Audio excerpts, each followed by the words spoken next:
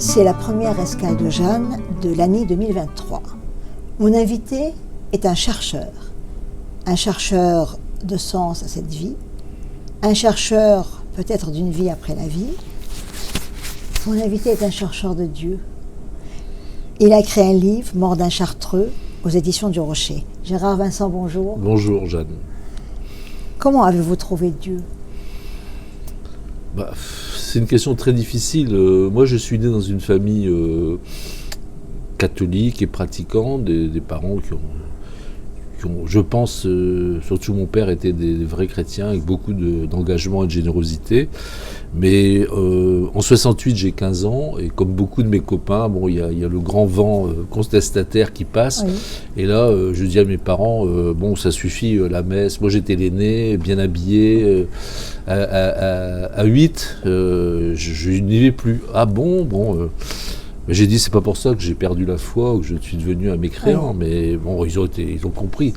En fait, j'ai été dans une période entre la foi et l'agnosticisme pendant 15 ans, 24 ans, 9 ans. Et en fait, j'ai vraiment retrouvé la foi quand j'ai eu cette expérience, cette très très grave dépression qui était plus une psychose qu'une dépression que je raconte à la fin de Mort d'un Chartreux et que je mets dans la vie de mon moine comme un élément décisif de sa vie. Donc j'ai vraiment retrouvé la foi parce que j'étais, je peux vraiment le dire, au bord de la mort.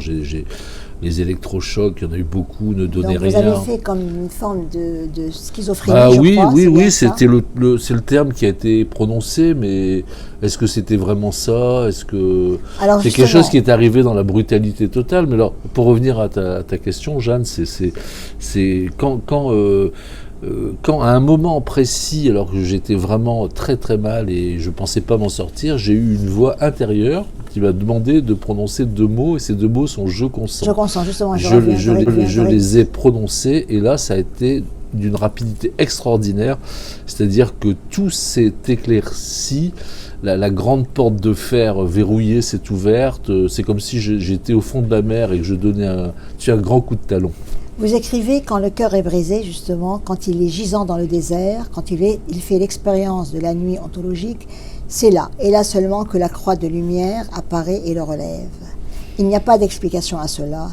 Donc, et à ce moment-là, donc, vous avez eu cette crise. J'étais très heureux, j'étais avec ma jeune femme, on était à Aix, où j'avais repris des études, et dans une ville lumineuse, avec cette lumière presque grecque de Provence. Et ça m'est tombé dessus d'un seul coup. En fait, c'est parti des phrases très précises de l'Épître aux Hébreux, où il est question de Melchizedek, roi de Salem, à qui Abraham remet la dîme de tout, un personnage assez mythique. Mais il y a une phrase dans l'Épître aux Hébreux, tu es prêtre pour l'éternité à la manière de Melchizedek. Et ce prêtre, ce grand prêtre, m'est apparu dans une force considérable et terrifiante en même temps. Alors, je consens. Et le miracle, en quelque sorte, vous allez mieux. Oui, plus que mieux, c'est-à-dire que je sors complètement d'une manière, en quelques heures, c'est ça qui est extraordinaire. Et comment vient ce je consens ? Parce que quand même, comment vient ce je consens ? Ça, je ne sais pas. Je consens, c'est... Je pense que... Je consens à quoi ? Je consens à cette descente aux enfers. Je pense que c'est ça, en fait. C'est le Sheol, c'est la descente dans le ventre de la baleine, parce que j'ai eu vraiment l'impression... Quand j'ai publié L'Incandescent, j'ai un écrivain que tu connais peut-être, s'appelle Claude Vigée, qui est mort il n'y a pas très longtemps, à presque 100 ans, et qui m'a fait une lettre magnifique de Jérusalem, où il était prof, et il m'a dit « Gérard, vous êtes né sous le signe de Jonas ». Bon, parce que pour lui, l'expérience, il avait lu L'Incandescence, il avait lu donc ce qui m'était arrivé, et pour lui, c'était indubitable. J'étais marqué par le signe de Jonas. Voilà. Le petit prophète qui n'est pas content que finalement Dieu ne détruise pas Ninive. Alors, il y a eu donc vous appelez roman, c'est assez contesté le mot roman, Mort d'un Chartreux, donc aux éditions du Rocher. Et dans ce livre, qui est une forme, c'est un journal. C'est un journal, oui. Donc c'est un Chartreux qui sait qu'il va mourir, qui a demandé à son prieur s'il pouvait écrire. Oui, l'autorisation d'écrire un journal, parce que c'est pas tellement la vocation d'un moine d'écrire un journal. Mais en même temps, ce livre, pour moi, c'est comme si c'était un chemin vers la mort, c'est une mort annoncée. Oui. Et donc c'est une forme d'approche, d'acceptation de la mort, un peu comme le Christ sur la croix. Il y a des souffrances, il y a des doutes, et puis quelque part, inévitable confrontation, il va mourir, et vous dites, il n'est plus du temps au passé, il n'est plus du temps à l'avenir, le présent seul éclate au visage, c'est une déflagration. C'est un peu ça. Oui, c'est ça, c'est une... Lui, il va quand même, quand il va apprendre ce verdict terrible, je dis l'animal en lui se cabre, c'est-à-dire qu'il, bien qu'il soit un homme spirituel et croyant, c'est très très dur. Hein. Pendant 3 jours, il va être dans la nuit totale et il va commencer à émerger, il le dit, quand il va pouvoir de nouveau prier. Parce que même pendant ces jours-là, la prière était absente, quoi. Il était dans le désarroi et le désastre. Alors, affronter sa propre mort est un peu impensable. Il faut à chacun de nous comme un soutènement, comme une terre sous la terre pour ne pas tomber dans le vide, ou un monde au-dessus des nuages. Je vous le dis d'une façon très, je dirais... Poétique. Voilà, peut-être pas poétique, mais enfin très... voilà. Dieu, c'est l'ultime bouée de sauvetage en cet instant. C'est un peu réducteur ce mot, parce que je pense que c'est... Comment avoir la prétention de parler de Dieu, c'est très très difficile. C'est une expérience comme une expérience amoureuse, c'est-à-dire une expérience intime. Oui. On sait si on aime ou pas une femme ou un homme. Je pense que c'est un petit peu pareil, dans un autre ordre avec Dieu et puis surtout avec le Christ, parce que finalement il n'y a que lui qui par sa vie nous donne une idée de Dieu, enfin et voilà, sans le Christ, bon, il y a dans d'autres religions sans doute des expériences tout à fait authentiques de Dieu, mais enfin, nous, dans la nôtre, ça passe par Jésus, par le Christ. Oui. Hein. D'une façon imagée, faut-il consentir de mourir pour être sauvé, c'est-à-dire être d'accord, de se dire je vais mourir? Parce que je pense qu'il faut, à mon avis, il faut absolument avoir cette perspective inéluctable présente. Hein. Moi, le Je vous salue Marie se termine par maintenant et à l'heure de notre mort. Donc ça, je trouve que c'est magnifique. Je ne sais pas si les gens réfléchissent vraiment à ces mots, mais c'est central. C'est-à-dire qu'on ne peut pas dissocier l'instant, même l'instant, le grand instant de joie ou de grand instant de peine, on ne peut pas le dissocier de sa mort. Hein. Alors vous le dites, notre avant et notre après ne doivent pas trop nous préoccuper. Non. Nous n'avons pas vraiment de prise réelle sur leur réalité ultime. Oui. Mais notre présent, notre maintenant, nous devons le servir, le nourrir, le chanter, le glorifier, maintenant et à l'heure de notre mort. De dire amen. Et ce qui est très beau, c'est que ce mot présent, dans la langue française, il a un double sens. Il a le sens du maintenant, mais il a le sens du cadeau. Et je pense que le présent, qui est vraiment médité, qui est savouré, c'est un cadeau merveilleux. Enfin, c'est vraiment... Mais on n'a que ça de vrai, le présent, parce que l'avenir, on n'a pas vraiment de prise, et le passé, bon, on peut plus le changer, donc il reste le présent, le maintenant éternel, quoi. Vous invoquez Rimbaud. Oui, dans votre livre, très important. La parole verticale, Rimbaud l'incandescent. Dans Une saison en enfer, Rimbaud écrivait « Sortir de l'enfer, retrouver la lumière, soit choisir entre le néant et le salut ». C'est un peu ça. Oui, Rimbaud, c'est à la fois un païen fulgurant et c'est un mystique. Oui. Et le moine Pierre d'Ambleteuse a eu la révélation de la grande parole, j'appelle ça la parole verticale, la parole poétique et prophétique, il l'a eu en lisant Rimbaud à 17 ans, quoi. À l'âge où Rimbaud était déjà un grand poète, il avait déjà presque tout écrit, quoi. 17-18 ans. Gérard, pourquoi les Chartreux? Qu'est-ce qui vous a amené?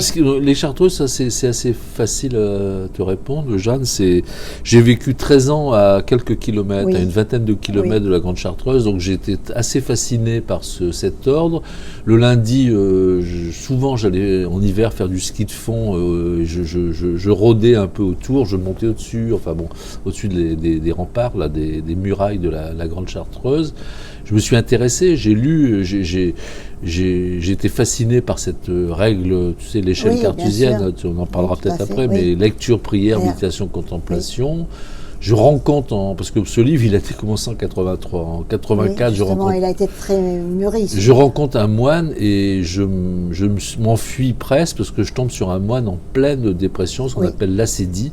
Un moine qui était, je ne sais pas du tout pourquoi les Chartreux, ils savaient que ce moine, il était malade. Je ne sais pas pourquoi ils m'ont mis en présence de ce type d'origine allemande, 50 ans, avec un fort accent, mais ravagé par la dépression. Comment c'est la dépression d'un Chartreux?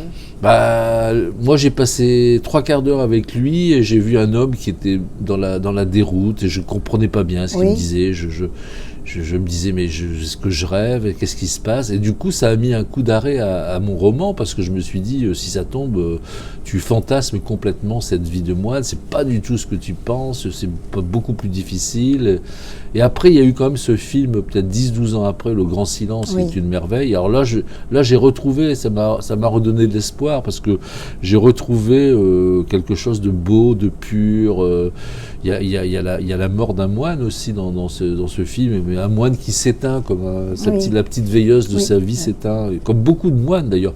C'est rare les moines, j'ai enquêté, c'est rare les moines, les Chartreux par exemple, qui meurent d'un cancer, ou c'est rare. En général, ils meurent très vieux et ils meurent de leur vieillesse, quoi. Ils s'éteignent. Vous parlez de beauté et de plénitude. La beauté est un signe puissant, un symbole qu'il ne faut pas cesser d'interroger, dites-vous, et vous ajoutez « La plénitude d'un paysage de montagne vient peut-être de la magnifique évidence de l'harmonie des trois règnes. Le minéral, altier et incontournable, le végétal qui entoure et adoucit les formidables masses rocheuses, et enfin le règne animal qui introduit le mouvement dans le champ. Dans la fureur du monde, c'est dans la vie de tous les jours. Comment peut-on rencontrer cette plénitude ? Parce qu'encore une fois, votre livre, bien sûr, est dans un cadre précis. La fureur du monde n'empêche pas de se tourner vers la beauté. La beauté des paysages, la beauté des animaux, la beauté des femmes. Enfin, tout ça, ça fait partie de la vie. Mais c'est vrai qu'en arrière-plan, il y a toujours... on est entouré d'informations, elles sont parfois tragiques. Il y a une formule que j'aime bien du philosophe personnaliste Emmanuel Mounier, lui il parle de l'optimisme tragique. Et ça, je trouve que c'est très beau parce que l'optimisme béat, c'est idiot, mais l'optimisme tragique, c'est autre chose. C'est-à-dire que c'est quand même une espérance avec quand même en arrière-fond les terrifiantes... ce qu'il y a de terrible dans le monde. Moi, mon livre sort, 15 jours après, il y a la guerre en Ukraine, on se demande ce qui va se passer, elle dure toujours. Justement, Gérard Vincent, comment on contre le destin ? Quand on a la foi, c'est pas du tout une assurance au-delà. Moi, ça ne m'intéresse pas du tout. Voilà. Mais quand on a la foi, on croit quand même en une parole, on croit que l'amour n'est pas un leurre, on croit qu'il y a des forces très... Moi, j'en ai fait l'expérience très puissante au-dessus de nous. On n'est pas grand-chose. Il y a aussi un mot de Peggy que j'aime bien. Il dit qu'il faut suivre les indications. Et ça, c'est très important. Par exemple, dans la lecture, c'est remarquable parce qu'un grand lecteur lit en arborescence. C'est-à-dire qu'un livre va amener un autre livre. Et puis après, ces livres vont se correspondant. Il y a une sorte de synesthésie. Enfin bon. Et bon, du coup, je sais plus. Et la religion, c'est la même chose ? La religion, est-ce que c'est si important Quand je parlais de ça avec Christian Bobin, lui, il voulait pas du tout qu'on fasse de lui un auteur chrétien parce qu'il trouvait que il voulait pas devenir l'auteur chrétien du XXe siècle. Ça l'intéressait pas du tout. Et lui, il parlait plutôt du spirituel. C'est-à-dire que moi, je sais que quelle est la différence avec le spirituel ? La religion, c'est quand même très lourd. C'est un côté gros animal, comme dirait Simone Veil. Le spirituel, n'est-ce pas une façon de ne pas effrayer les gens, de ne pas les faire venir peut-être, tous. parce que c'est vrai que, quand même, quand on prend la religion catholique, il y a quand même, dans le credo, tout ça, il y a quand même des phrases que tout le monde ne peut pas prononcer. Bien sûr, c'est pour ça. Ça, je suis d'accord avec toi. Je trouve que le mot spiritualité, qui est très beau d'ailleurs, mais ça donne comme une sorte de champ plus vaste. Oui, ça peut, surtout aujourd'hui, avec les bouquins un petit peu à la Mathieu Ricard et compagnie, ça peut être, ou les Frédéric Lenoir, ça peut être vraiment une spiritualité pour le très grand public. Et je me rends compte par tous les messages que j'ai eus, que j'ai beaucoup de chrétiens, de catholiques qui m'ont lu, mais bon, enfin, pas que, parce que j'ai eu, par exemple, 2 musulmans, un homme et une femme, qui m'ont remercié d'avoir parlé de Rumi, le grand patron des soufis. Donc non, pas que. Et puis aussi, c'est ça qui m'a fait très plaisir, c'est que j'ai quand même pas mal de gens qui m'ont dit, écoutez, moi je ne suis pas croyant, mais j'ai trouvé que votre livre avait une force. La première fois que je fais ça, depuis que je publie des livres, je les fais lire à 20 personnes, Oui. dont Bobin et d'autres, mais des écrivains, journalistes, un religieux, enfin... Et je voulais un avis, et puis même un avis très critique. Et je l'ai envoyé avec une grande confiance aux éditeurs, parce que j'ai quand même eu des gens, des vrais lecteurs qui m'ont dit que ce livre allait être pris quelque part. Voilà. Gérard Vincent, dans ce livre, il est où? Il est où Gérard Vincent? Parce que... Oui, il est là, mais il y a des personnes qui me prêtent la grande élévation. Bon, c'est sûr, j'ai écrit le livre, mais la grande élévation de mon Chartreux. C'est vrai qu'elle est là, mais je réponds, moi je suis pas cet homme qui a cette dimension. J'aurais été incapable d'être moine, je suis incapable d'être moine aujourd'hui. Mais je suis le scribe de ce Chartreux. C'est-à-dire que je suis le scribe de ce Chartreux, je ne suis pas le Chartreux, je suis son interprète, c'est comme si j'étais entré en communication avec son esprit, mais je ne suis pas ce Chartreux, je ne suis pas l'homme, je ne suis pas un saint, peut-être un mystique quand même, parce que j'ai fait une expérience mystique, j'ai creusé beaucoup dans ce domaine-là. J'ai quand même lu les Mont-Saint-Jean de la Croix, enfin les grands mystiques chrétiens, et puis j'ai beaucoup lu dans le domaine du judaïsme, j'ai beaucoup lu dans le domaine du soufisme et de l'islam. Oui, je sais.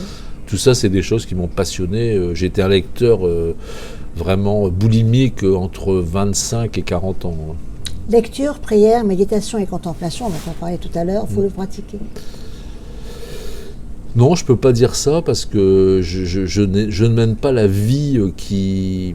Alors, je fais des retraites. Là. Récemment, je suis allé à Ganagobi, c'est merveilleux, Haute-Provence, je fais une semaine. Alors, c'est vrai que quand je suis comme ça dans une retraite, là, oui, je vais aux offices. Enfin, je ne vais pas à l'office de 3h du matin, mais je vais à 7h au lot. Enfin, je vais tous les offices jusqu'au soir.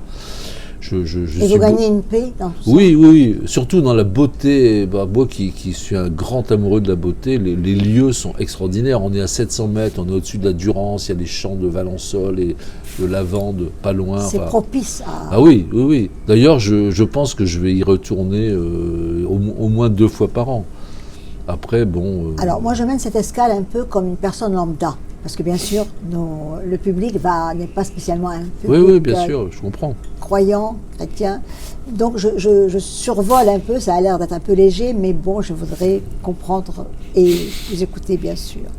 Je reviens au passage d'hiver sur la mort, car ce livre est un livre d'espérance, comme nous l'avons dit, mais je le redis encore, c'est un chemin vers une mort annoncée, avec toutes les épreuves. Et vous écrivez, jusqu'à sa mort, on est promesse du verbe être, on est promesse du verbe naître, on est promesse et on scelle cette promesse du chemin à l'heure de notre mort. Oui. On est promesse de quoi? On est promesse d'un accomplissement, je pense. Et je te disais une autre fois qu'il y a quelque chose qui est très très important dans la vie de chacun, mais il faut vraiment en prendre conscience, il faut le mettre en œuvre. C'est ce que Jung appelle l'individuation. Oui.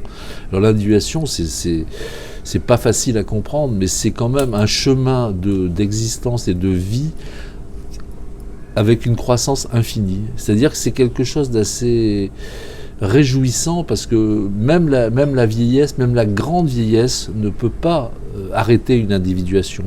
Et l'individuation, c'est un chemin de montagne, c'est gravir, et c'est ne pas s'arrêter. C'est-à-dire que même si on trébuche, même si on tombe, même si on se prend un ravin de temps en temps, un truc grave, quand même, il faut et ça, l'individuation, c'est vrai, moi j'ai lu Jung très jeune et j'ai réussi à comprendre assez vite ce que c'était. Et en tout cas, moi, ce qui m'a vraiment mis sur le chemin de l'individuation, c'est une expérience personnelle, une expérience bouleversante et pour moi indubitable. Alors, il y aura toujours des gens qui vont me dire, oui, mais c'est de l'autosuggestion, tu étais tellement mal que tu t'es toi-même sorti par une sorte de leurre. Bon, oui. Mais c'est votre intime conviction. Moi, c'est mon intime conviction, parce que après, j'ai eu beaucoup de signes. Par exemple, j'ai appelé mon livre L'incandescence parce que dans le parc de la clinique où je suis resté presque 3 mois à Lille, j'avais des visions d'horreur. Les bancs devenaient des tombeaux et je voyais et les gens qui pouvaient pas se promener dans le parc, je les voyais comme des morts ou des morts vivants. Enfin, c'était horrible. Et je pouvais même plus sortir parce que c'était trop douloureux d'avoir ces visions, parce que j'ai les visions, les hallucinations, les voix personnelles c'est une grande souffrance physique. Ah oui, c'est une souffrance terrible qui nous met au bord de la mort. Hein, il faut laisser venir en soi le manque, la peine, le doute, l'effroi, le deuil, la solitude, pour qu'advienne dans le grand creux du consentement et de l'abandon la possibilité d'une inversion de signes. Oui, c'est ça, oui. Il y a une phrase extraordinaire dans le Deutéronome, c'est « choisis la vie afin que tu vives », et ça c'est pareil, il faut méditer des phrases comme ça, parce que c'est des phrases d'une vérité extraordinaire. Tout le monde ne choisit pas la vie. On connaît tous des gens qui ne choisissent pas la vie, qui choisissent l'autodestruction, la drogue, l'alcool, enfin... non, la pulsion de mort, c'est pas un leurre, hein, elle existe vraiment. Mais la pulsion de mort, elle peut un moment se retourner, inverser son signe et devoir une pulsion de vie. Moi, j'irais même une pulsion de vie éternelle. Mais est-ce qu'on peut choisir ? Est-ce que tout le monde est apte à choisir ? Parce que quand même, il faut beaucoup de force, il faut beaucoup de... Je sais pas, enfin, moi ça m'est tombé dessus, quoi. J'ai jamais pensé traverser une épreuve comme ça. Aujourd'hui, elle est inoubliable. Alors, vous avez souffert, le Chartreux va mourir. Est-ce qu'il faut souffrir pour arriver à la crête et peut-être vouloir ou apercevoir quelqu'un ? Je crois que c'est impossible de vivre sans souffrir, quoi. Souffrir à ce point ? Je pense que tout le monde traverse le deuil. Ce qui est terrible, c'est la mort d'un enfant, Bien par sûr. exemple. Il n'y a rien de pire. Moi, j'ai pas traversé ça. J'ai jamais été très malade non plus. À part cette expérience, qui est c'est pas vraiment une maladie, mais c'est une épreuve, qui pour moi était déterminante. Mais disons que si on a une dimension en soi spirituelle, la souffrance peut quand même ne pas être d'une négativité totale. Ça peut ne pas être pour rien. Parce que ça peut être justement une accélération de cette individuation. Je pense qu'il y a des gens qui sont au bord de la mort. Et moi, j'ai discuté avec une femme qui voulait faire lire mon livre au CHU de Grenoble, aux soins palliatifs. Et elle m'a dit, on voit des personnes qui ont une lumière qui arrive comme ça, qui arrive vraiment dans les derniers jours et qui meurt dans une sérénité totale. Et puis on en voit pour lequel c'est terrible, quoi. Il y a les deux. Et moi, ça m'a fait très plaisir parce qu'elle me dit qu'il y a un livre qu'elle fait lire aussi à des gens qui le souhaitent, bien sûr, c'est le livre de Christiane Singer. Oui, vous l'avez cité d'ailleurs dans le Chartreux. Ça, c'est vrai que moi, étant en compagnie d'une femme que j'admire et que j'aime beaucoup, et je trouve que c'est quelqu'un qui aide par-delà sa mort des milliers de personnes depuis longtemps avec son livre, Dernier fragment d'un long voyage chez Albin Michel. Mais je reviens quand on est au seuil de la mort, je dirais qu'il n'y a plus d'espoir sur cette terre. Est-ce que quelque part, ce besoin, ce miracle, n'est pas justement l'ultime espoir de ne pas finir pour rien, de ne pas avoir vécu pour rien. Ça, c'est vraiment le mystère personnel. Mystère, tu sais, il y a une pièce, je sais plus, de Georges Bernanos, dans lequel une religieuse qui a mené une vie de sainteté se retrouve dans la nuit totale à l'agonie, quoi. C'est-à-dire qu'elle est plus la foi est partie. Elle est sur la croix. Oui, voilà, c'est l'intervalle. Moi, j'appelle ça dans l'incandescence l'intervalle terrible. Oui. Celui qui sépare la mort de la résurrection.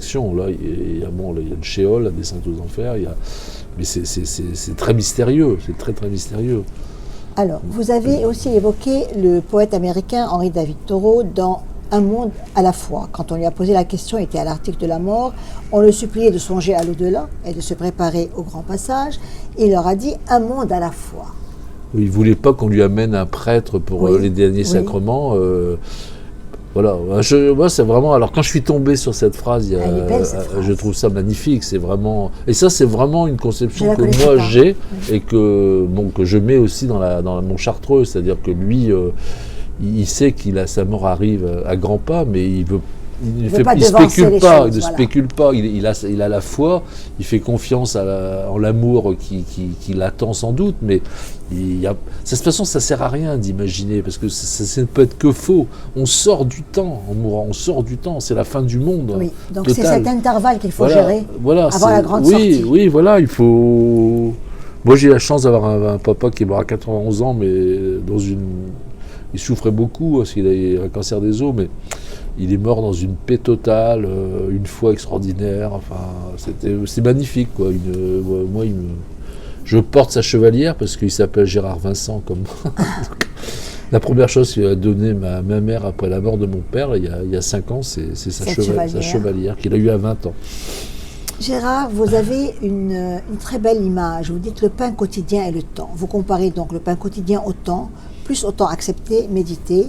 Et vous dites le pain quotidien, c'est le temps accepté, médité, intériorisé. La beauté de l'espace et la saveur du temps sont les rives de la contemplation. Mais cela est tellement simple que seul un très petit nombre de vivants en prend le chemin. Oui, ça je le crois vraiment. Oui, parce que peu de gens comprennent l'engagement d'un moine. Hein. Les gens ils disent les moines.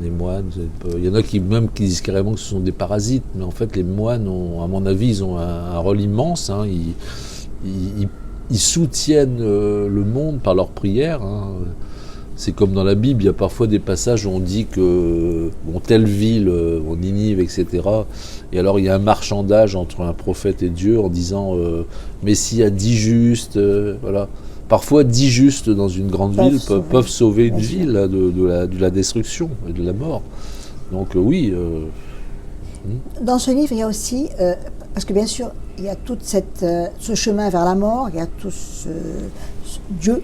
Il y a cette chrétienté, il y a cette prière, mais il y a aussi je dirais des mots qui sont des mots de tout le monde. L'endurance, par exemple. Vous dites l'endurance, c'est la mort envisagée, la mort venue au visage, au regard, et reconduite par l'espérance et la prière vers ce lieu où elle est attendue et retournée. Donc là aussi, on a la prière qui vient. Pour vous, la prière, c'est comme... bien sûr, c'est un livre d'un moine, donc automatiquement, on est déjà dans un contexte. Oui. Mais on a l'endurance. Qu'est-ce que l'endurance ? La capacité de mener cette individuation en sachant que beaucoup d'épreuves nous attendent. Que ça va pas être un chemin de roses. Garder aussi à l'esprit la beauté. Là, je te disais hier qu'il y a cette phrase magnifique de Dostoïevski, la beauté sauvera le monde.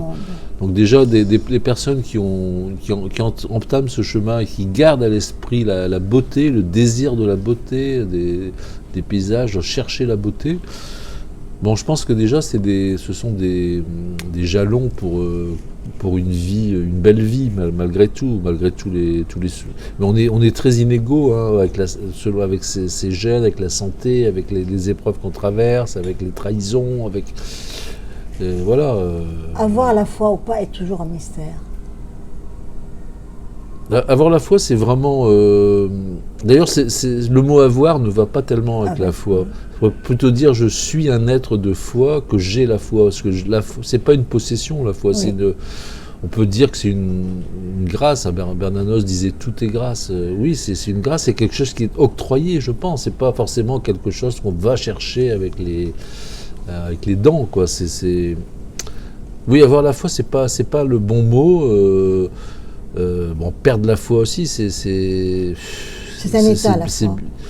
Oui, c'est un état très très profond, hein, c'est un état de l'être, c'est une orientation de tout l'être, et puis bon, c'est sûr, quand même une espérance. Et puis la prière, moi je comprends pas, j'ai du mal à comprendre les gens qui disent mais je ne peux pas prier, je sais pas prier, alors que la prière c'est tout simple, quoi. C'est un enfant qui s'adresse à son père, parce que il sait pas où il en est, quoi. Oui, c'est le Abba Père, hein, c'est pas forcément... Alors, les prières traditionnelles, le Notre Père, Jésus Marie sont bien, parce que ça peut être une sorte de mantra, si Oui. tu veux. Hein. Mais la prière, c'est avant tout une sorte de retrait en soi et de dialogue, et puis d'écoute, et puis moi, j'ai souvent pratiqué, c'est-à-dire, donne-moi une indication. Donne-moi une indication. Et il faut accepter d'être dans une grande nudité de soi pour entendre. Il ne faut pas être orgueilleux, je pense, Oui. si tu veux, parce que l'orgueil, c'est quand même un des pires défauts de l'homme, et l'orgueil, c'est l'autosuffisance, c'est le moi-je, c'est le... Donc je pense qu'il faut... C'est très beau le mot humilité, parce que il y a dans les racines d'humilité, il y a humus, il y a humain, il y a tout ça, là. Donc oui, il faut essayer d'être humilité, même si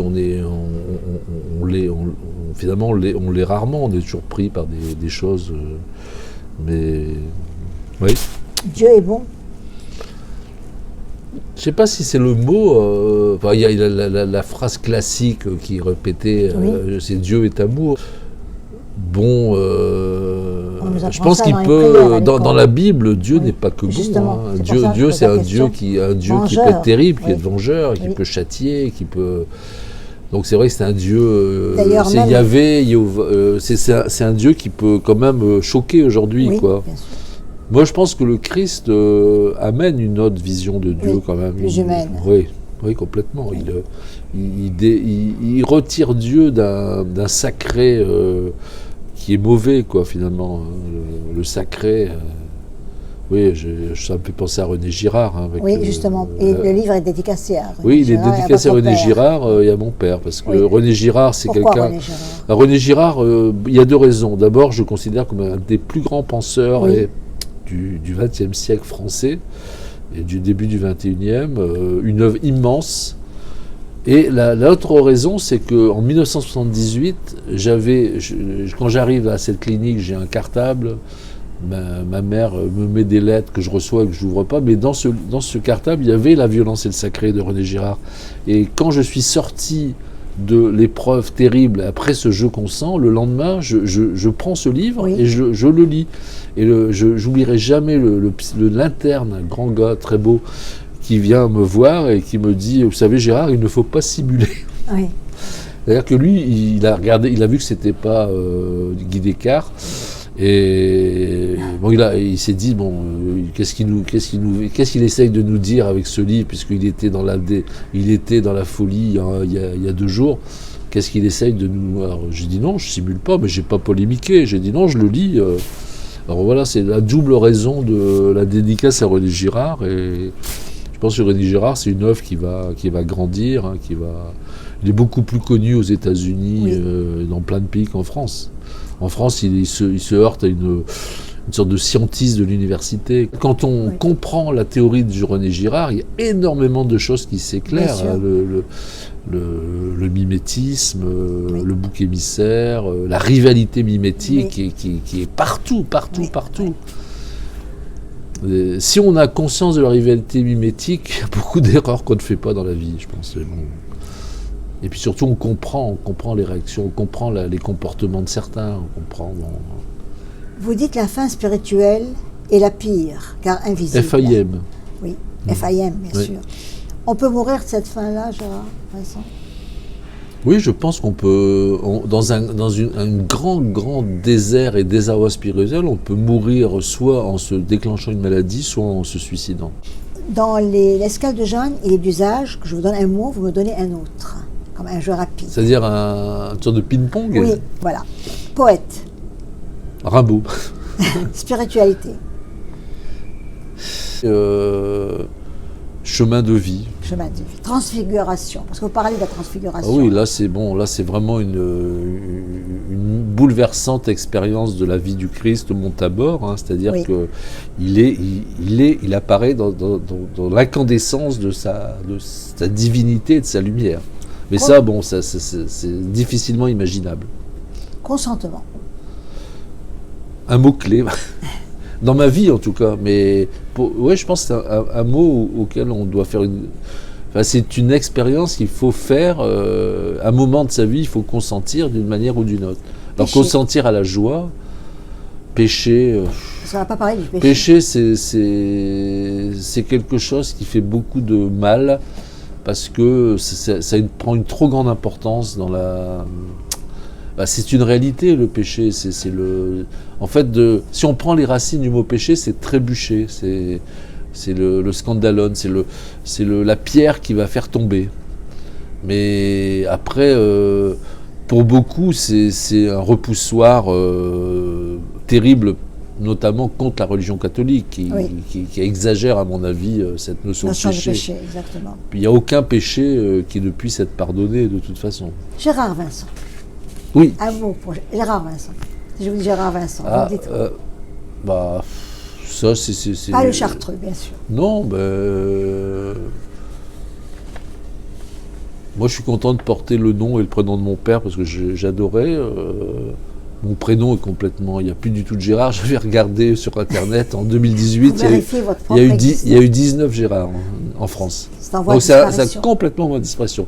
Aujourd'hui, si on entend parler d'un Gérard, c'est au maximum années 60. 30, 40, 50, 60. Il est également d'usage de chanter un petit bout de chanson ou de lire un passage. Qu'est-ce que vous chantez, Gérard Vincent? Moi, je chante des trucs très... Chantez-nous quelque chose. Non, je ne vais pas chanter, mais j'aime bien des trucs très... Comme Jodassin. Souvent en voiture, j'écoute des choses sérieuses, mais quand j'en ai marre de France Culture ou de France Musique, je mets Radio Nostalgie. Oui. Alors là, j'ai toutes ces... je trouve malheureusement, il y a des grands chanteurs qui ne sont plus du tout, on n'entend plus jamais, c'est Léo Ferré, c'est... Montferrand un petit peu plus, mais Brassens très peu. Vous fredonnez quoi, même si vous ne le chantez pas? J'aime bien L'île de Ré de Nougaro, tu vois, par exemple, Ma belle adorée.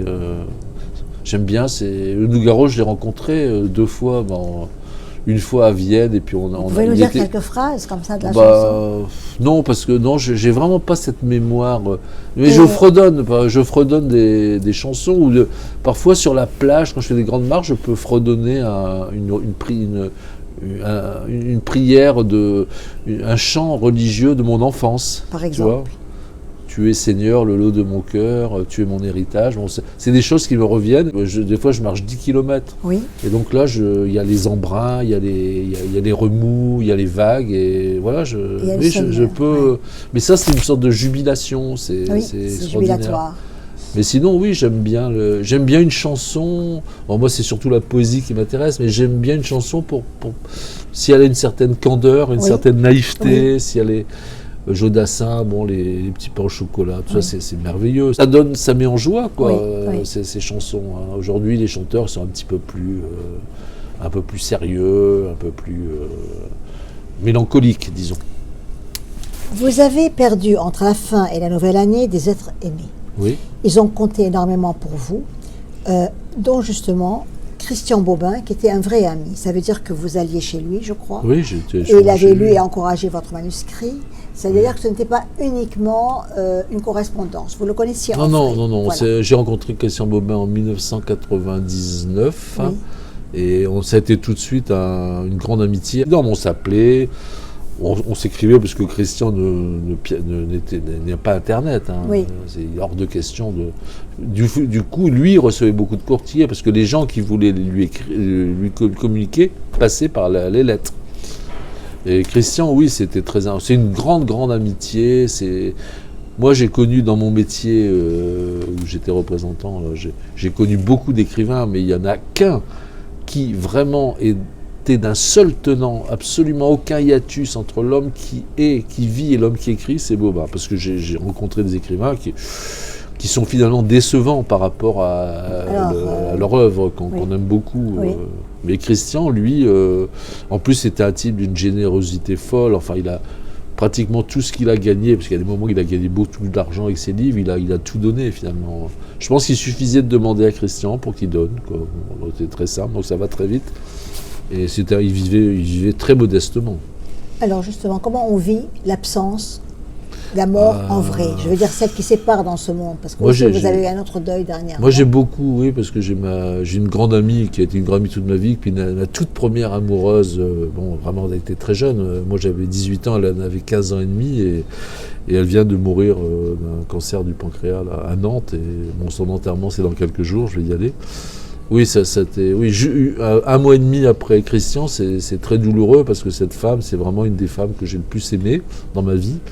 Et voilà, donc oui, c'est dur. En même temps, bon, on pense à l'espérance de l'après. Christian, ça a été très brutal, parce que oui, je ne m'attendais pas du tout, oui.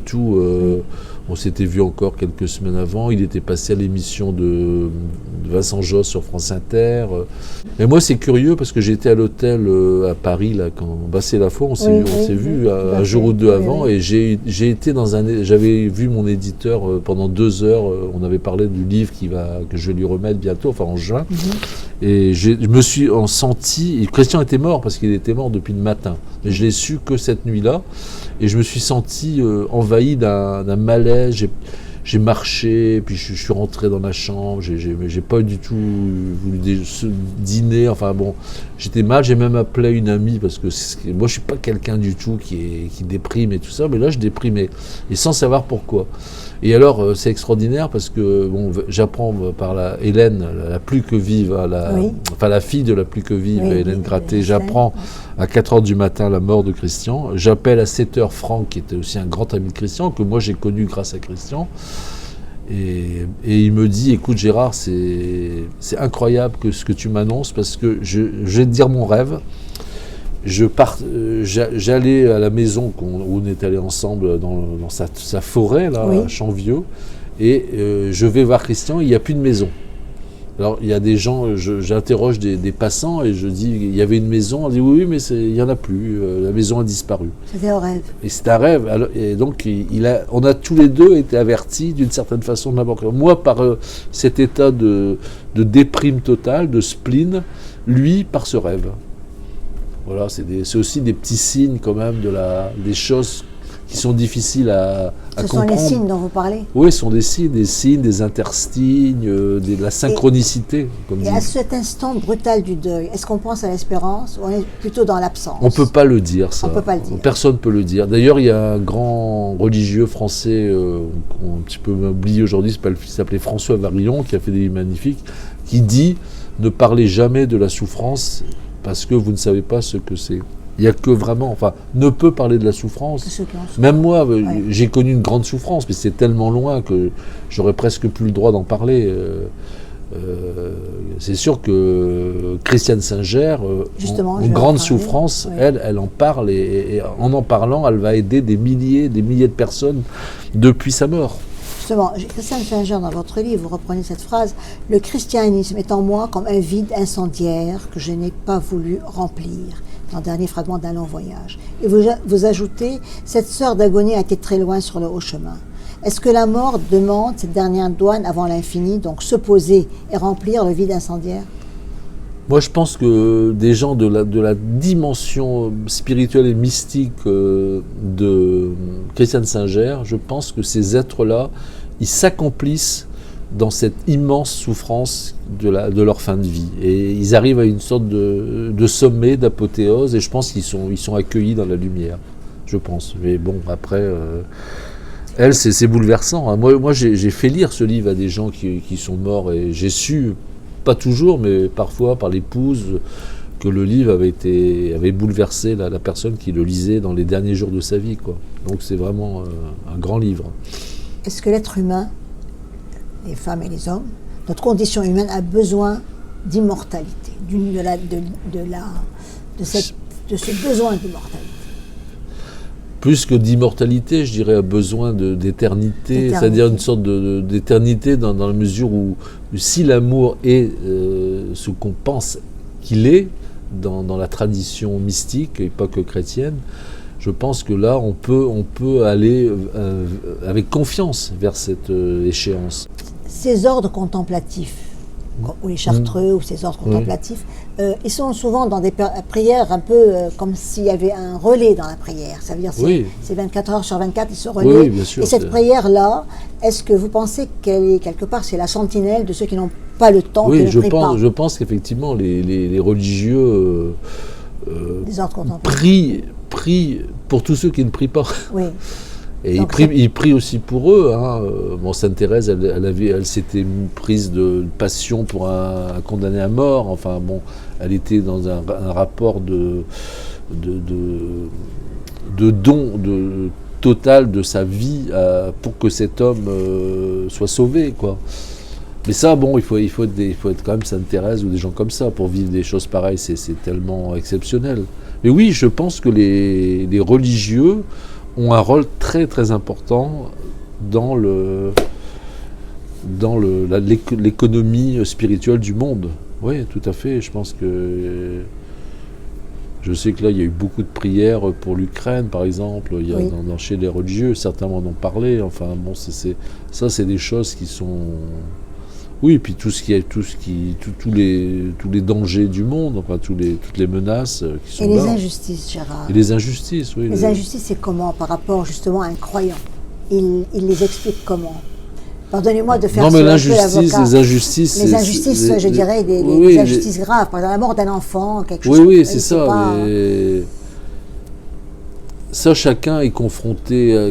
Quand on vit la mort d'un enfant, moi, ça ne m'est pas arrivé, heureusement, mais quand on vit la mort d'un enfant, je pense qu'il n'y a rien de plus terrible. Et il y a des gens qui perdent la foi à la mort d'un enfant. Justement. Ils perdent la foi parce qu'ils trouvent que c'est tellement injuste. Oui, ce qui est passé dans l'histoire aussi, il y a des choses vraiment incroyables. Et puis il y en a qui vont l'accepter, il y en a qui vont vivre quelque chose avec cette mort. Oui. Enfin, il y en a qui ont des signes aussi. Hein. Ça existe aussi, il ne faut pas l'oublier. Et bon, mais... Vous avez une pièce de théâtre qui passe le 7, dans quelques jours. Samedi prochain. Au théâtre Aldo-Indé qui est à Ivry-sur-Seine. Oui, tout à fait. Voilà, donc... c'était une grande surprise pour moi. Donc ça va être extraordinaire de voir... Ah oui, moi j'aurais jamais cru avec un livre sorti le 2 février que le 7 janvier, donc moins d'un an après, il y aura une pièce de théâtre qui va être jouée aussi à Lyon, à Grenoble, à Bayonne. C'est formidable. Oui, c'est... Gérard, on est à la fin de cette escale, hélas. Oui. Bon, l'escale, c'est comme un bateau qui arrive. Il ne sait pas ce qu'il va trouver. Bien sûr, on a parlé de l'auteur, on a parlé de vous, on a parlé du livre, on a un peu survolé tout ça, et le bateau va repartir. Mais avant, pour un non-croyant, que diriez-vous, Gérard Vincent? Je lui dirais quelque chose de très simple, ne jamais fermer la porte. Oui. Ne pas que son incroyance ne soit pas un dogme et une barrière infranchissable. Moi, j'ai mon fils, dont je te parlais, qui ne croit pas, on a des grandes discussions. Oui. Et moi, je lui dis, écoute Arthur, moi je respecte ta non-foi, mais tu peux quand même respecter la mienne.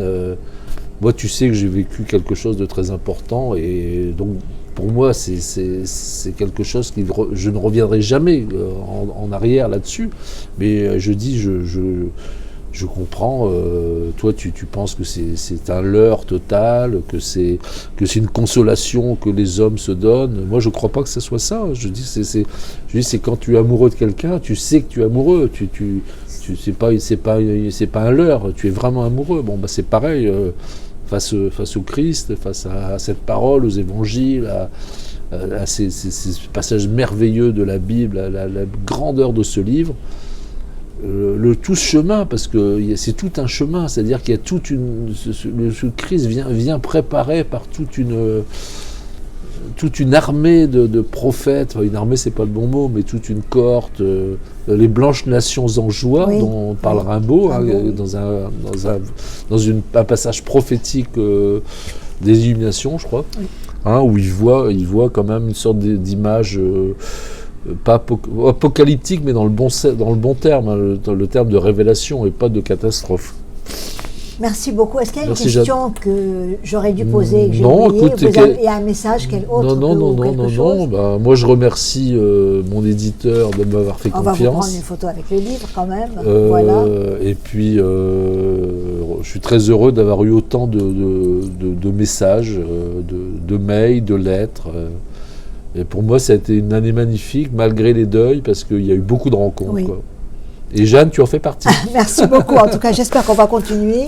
Je suis sûre on va tous écouter cette interview qui encore Oui. une fois, n'est pas une interview vraiment religieuse, entre guillemets, c'est un peu tout ça. Non. Mon livre n'est Mais pas voilà. Et d'ailleurs, je voudrais aussi dire la beauté de cette page de couverture. Oui. Ces deux chartreuses sur la Oui, bicyclette. mon éditeur, quand il m'a envoyé, ça m'a un peu étonné. Mais comme j'ai pas mal d'émis sur Facebook, et donc beaucoup de libraires, je leur ai demandé qu'est-ce que vous en pensez. Ils m'ont tous dit qu'elle était bonne et qu'elle était très... Il y a juste l'ami qui a tapé mon livre et deux amies femmes de Lyon qui ont dit ouais, cette couverture, elle ne correspond pas à ton livre. Moi, j'avais été vous écouter chez Anne Ghisoli à la librairie Gallimard à Raspail, et vraiment, j'étais venue par hasard.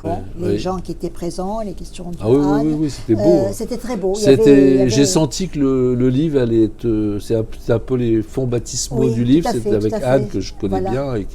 Et j'étais très surprise quand elle m'a invité, parce que c'est des noms tellement prestigieux qui arrivent dans cette librairie que j'avais peur. Mais c'était très beau, vraiment.